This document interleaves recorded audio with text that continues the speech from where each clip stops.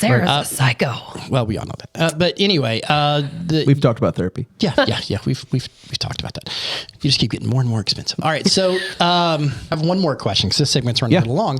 I just had an interesting question that popped into my mind.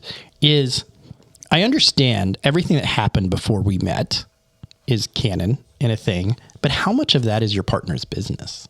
Like, how much of that do they get access to see what type of human being you are? And how much is that is like, that's none of your business. That was pre-you. That was a thing I didn't want to talk about. That's a thing I don't feel like defines who I was. It might define a small era in my life, or it might have been a changing point where I made mistakes and I learned from those mistakes to be who I am today. But literally it's just none of your business. I agree with that. I think that's just a difference of opinion on who you are and how much you feel comfortable talking about. I think if it's something that has to do with your character, who you are, not necessarily all the things that have happened to you, but if, for instance, a couple that I'm not working with now, but some people we went to college with, she was not aware of a horrific spending and gambling problem that he had. This was quiet information. I put that in my past, and so we didn't talk about it before we got married.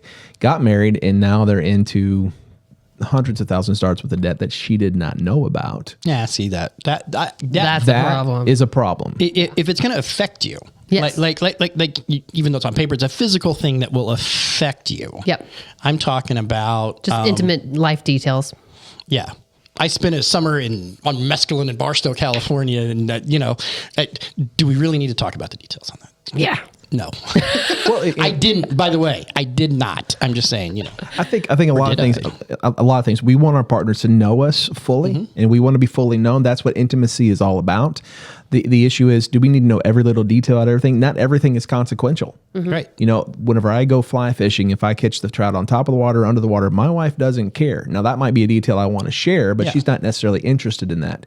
There's similar facts on her side of the story. What's important, this is how I just like to spend my time. This is what I did today. Yeah. There's information that is necessary, and usually it's just common sense to figure out what that is. Absolutely. All right. Well, we're going to end it there. As always, follow along in the conversation, post your comments, get mad at us. It's fine. These are all opinions, and I think one of the reasons why I like addressing this is I think everybody's personality kind of rolls into why we do the things that we do and how we communicate with each other. So you may absolutely go, yeah, that's right. And you may think Kelly's or whatever. Sarah's a psycho. Well, we all know that. But anyway, we've talked about therapy. Yeah.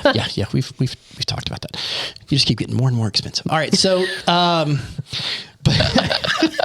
but yeah, so drop your comments. Let us know. Play along in the comments. Send us messages if you have something you want us to kind of chew on this table.